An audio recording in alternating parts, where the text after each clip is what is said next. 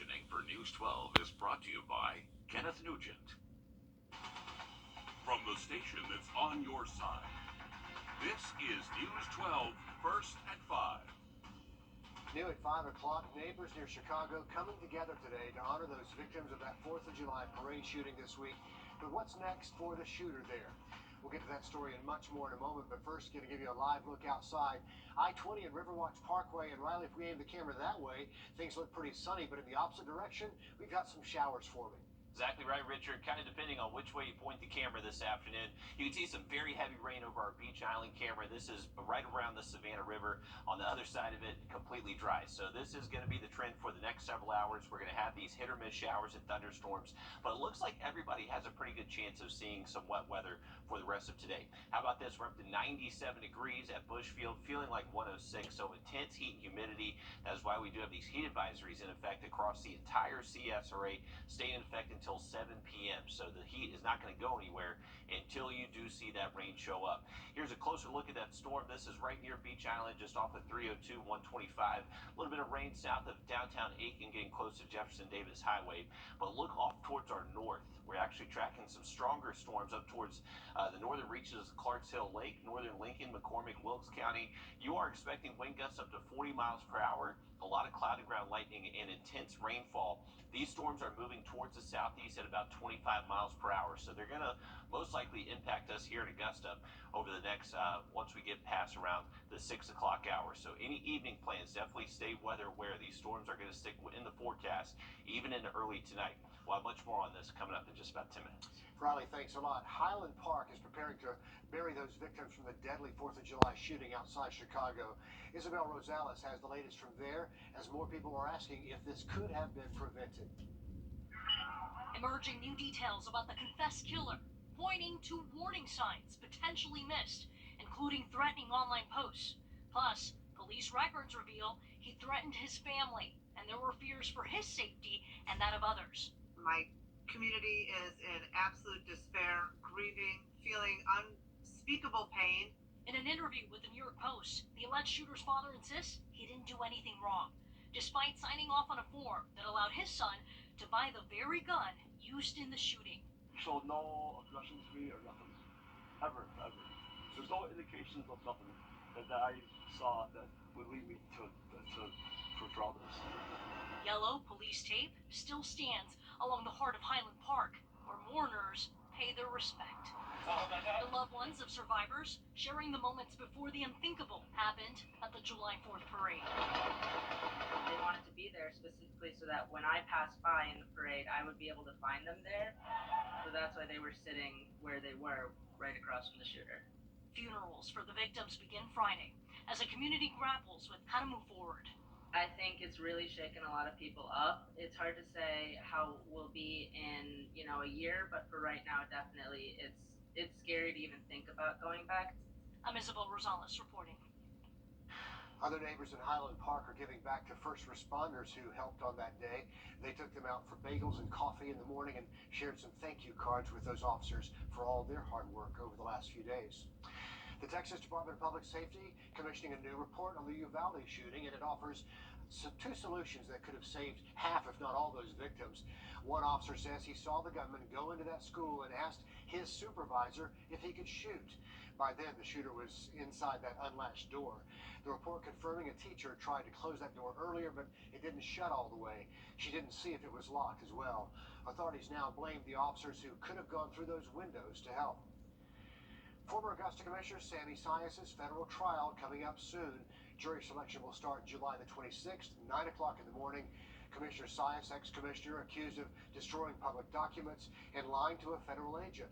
He's pleading not guilty to the charges. He's out now on a $50,000 bond with several conditions. Before jury selection begins, there will be a pre-trial conference coming up next Thursday. Planned Parenthood holding a news conference at the State House this morning in Columbia, talking about the new heartbeat bill in the state. The state Senate introducing an additional bill that would completely ban abortions and prosecute patients, doctors, or anyone who helps with that procedure. One doctor telling the audience early stages of pregnancy have cardiac activity, which is different from a pulse. She says it's also her job to give her patients the options they need. The thing that makes it even scarier in the future patients, and anyone who helps a patient get an abortion. I'm here today asking our lawmakers who don't take care of these patients not to make my patients a criminal. I'm here asking not to make me a criminal.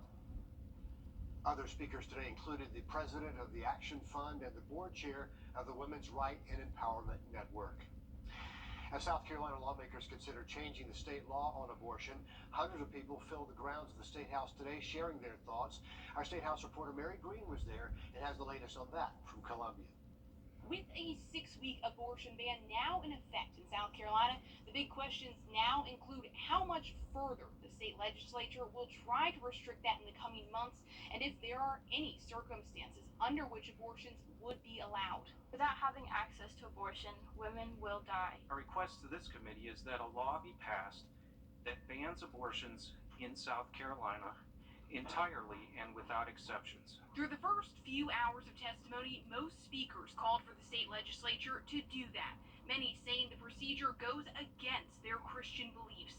Do not disobey the Lord your God through the continuance of baby murder in our state. Some testified that anyone who performs or even undergoes an abortion should face criminal charges. Friends, this includes mothers who willingly and with malice forethought seek to kill their preborn babies. Others argued women in South Carolina should not be forced to carry a baby to term, especially if that pregnancy is the result of rape or incest or puts the mother's life at risk. I find it appalling that you would trust me to volunteer for military service, get deployed, and put my body on the line for this country and for this state, but you would not trust me to make my own healthcare decisions. This speaker raising these questions to the 12-member committee, 8 of whom are men. You want to lower abortion numbers yet only care about abstinence. How many men in here have told women to just close their legs? Can men do the same? How many men in here have forcibly opened that same woman's legs against her will? Statistically, at least 2 of you. Now, the committee's chair said they gave priority to a few speakers with disabilities. Then after that, the lineup was based on first come, first serve. But through the first few hours of testimony, the number of anti-abortion speakers heavily outweighed the number of those speakers calling for abortion protections, leaving some in that latter group to say they believe the lineup had been stacked and potentially prearranged. Reporting from the State House, I'm Mary Green. That committee has not announced if it'll hold another meeting or hear more testimony, but people are able to email written testimony that will be sent to those committee members. The average rent for a one-bedroom apartment in Georgia rising by 31%, and it's nearly 30% in South Carolina. The cost of renting a place in other states is up as well. If you move to Florida, the cost of rent up 41% now. Hawaii, New York, California with the highest rent payments in the nation. Renters are paying more than $1,500 a month. A former president sharing a major milestone with his wife. Jimmy and Rosalind Carter married 76 years today. They started out as childhood friends, but Carter said he didn't really notice her until 1945. The Carters worked well together when he became president in 1976, and then after he lost that re-election bid, they moved back to Plains, Georgia. Since then, they've co-founded the Carter Center in Atlanta, and they've worked with Habitat for Humanity, helping build homes in countries all around the world. Happy anniversary to one of the original power couples, Riley. And we are keeping an eye on some strong thunderstorms this afternoon. We have a couple of special weather statements around Clarks Hill Lake, so boaters, you need to seek safe harbor. I have an update for you coming up after the break.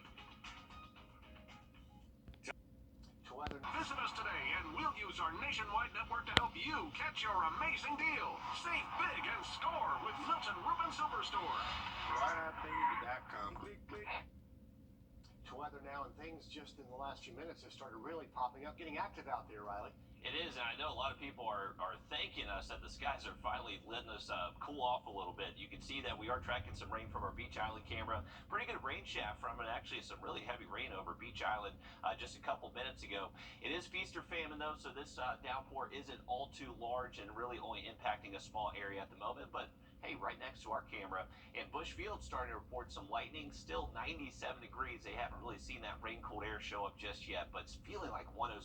Dangerous heat and humidity found across the area this afternoon. We do have a slight risk for severe weather continuing with these storms into this evening, so definitely stay weather aware. Our situation today is going to allow these showers and thunderstorms to pop up very quickly and without little notice. So definitely stay weather aware if you're going to be outside. This is a look at that little downpour that popped up over Beach Island and now just on the south side of downtown Aiken as well. Looks like we have another one trying to form right around the I-20, 520 interchange there inside Augusta. So our rain chances are really just going to increase as we continue over the next couple of days. How about this? You can actually see some really intense thunderstorms.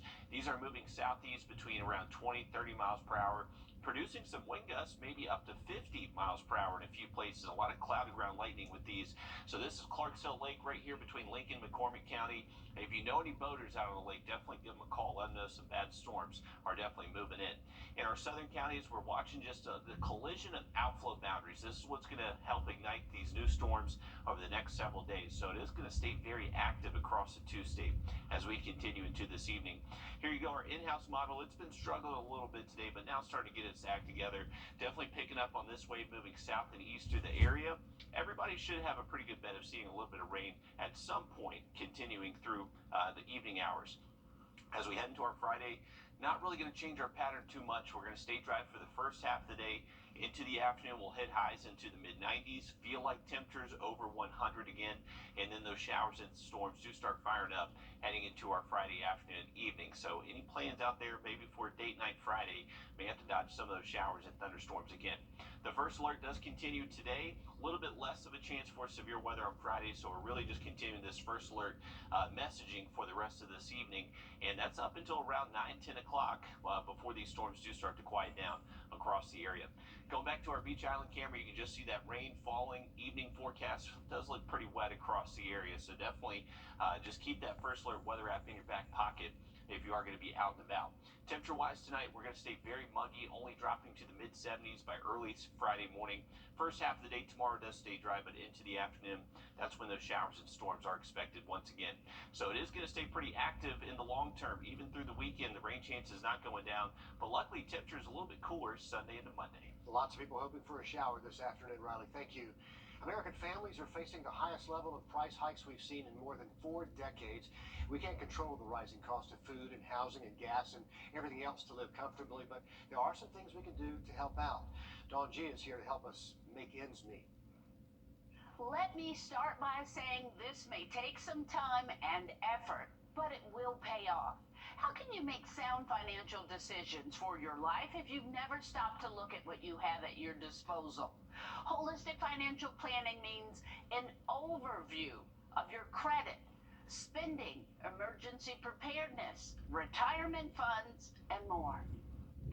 2022 is sailing by. Almost the middle of the year. It's a great time to really take stock in how your finances look, what you want to do in terms of setting goals. Jill Gonzalez, an analyst for Wallet Hub, stresses if we learned anything over the past 2 years from the pandemic, it's to look at the big picture, even or especially when it comes to our finances. It's your credit score, plus your savings, especially retirement savings, plus your debt, that really make up this overall holistic picture. A holistic approach of looking at your finances will give you a better picture of your strengths and weaknesses while preparing a plan day to day for the future. It can be daunting to examine your budget, college savings, investing strategy, retirement planning, estate planning, but your wallet and your wealth can become healthier after that examination. So it's not just one thing, it's really all of these things put together. What are your financial goals? Create a budget, tackle your high interest debt, redirect as much money as you can toward goals and that debt.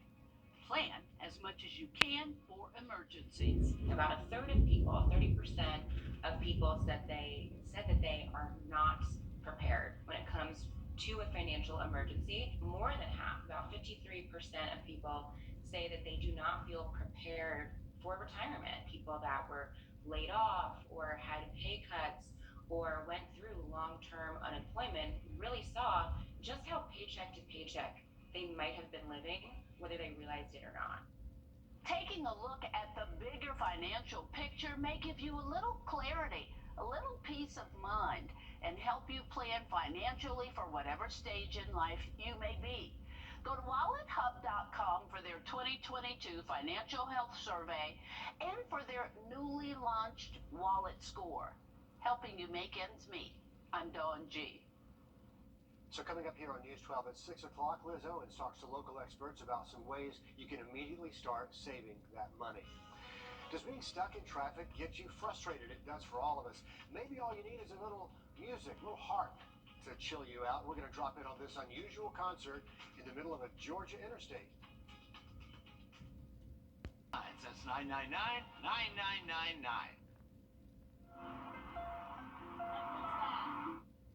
Relaxing, right? If the frustrations of being stuck in traffic get you down, maybe a little harp playing can help out. This is the scene along I-85 in Atlanta this week where drivers are dubbing Haley Ann Smith the Interstate Angel for getting out her harp and playing on the interstate. She had just finished playing a gig at the Atlanta Country Club when traffic came to a standstill. Like, you know what? I'm in my performance gown already. I'm going to get the harp out and set it up in the very middle of the interstate. Good idea. She said people were getting into their coolers out and someone was actually throwing a frisbee at one point. Haley said she just wanted to bring people together in a tense moment. She played 4 or 5 songs. She even took a few requests. Grant me hope. Finding every foster child there forever. So we continue our partnership with Grant Me Hope today by introducing you to London. She likes making jewelry and listening to music.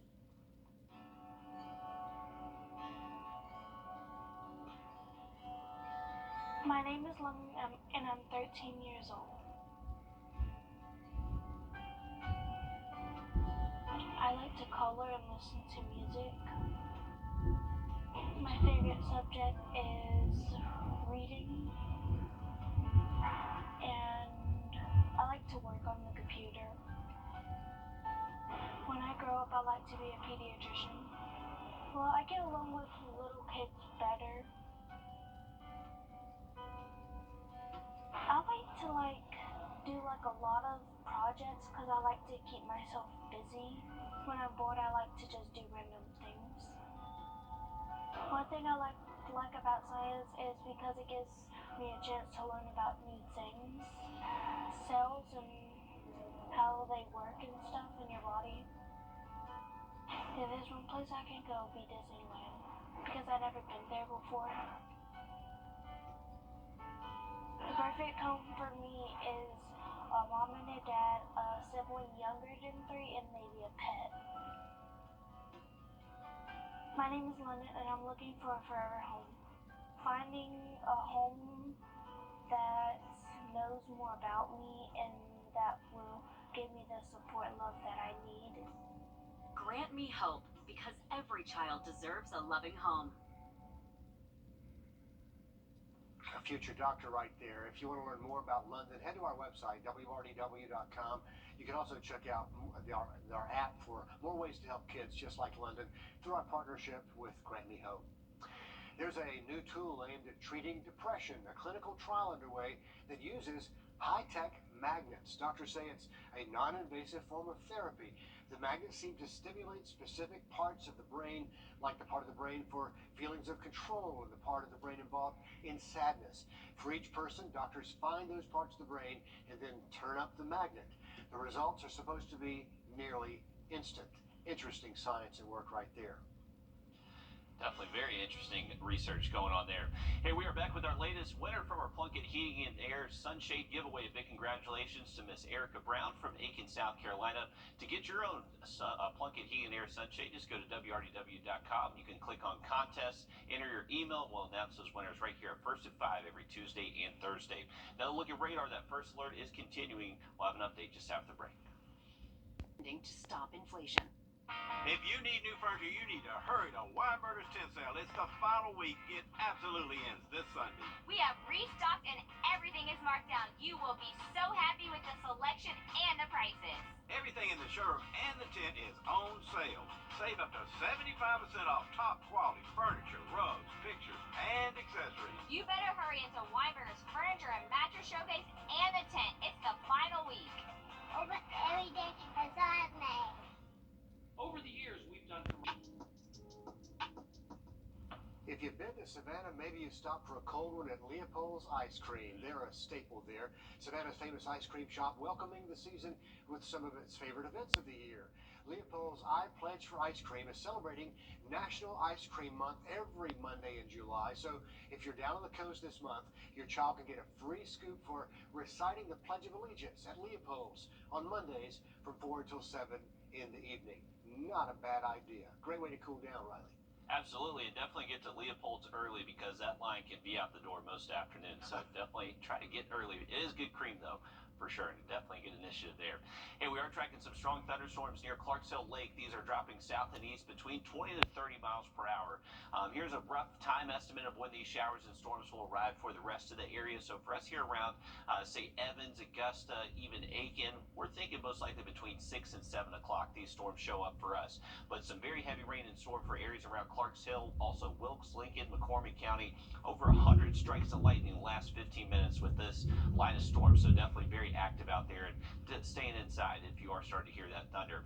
For us here at Augusta, we're seeing some action before that main line does show up. Just some spotty showers around town. Heavier rain threat expected with that line as it drops further south tonight.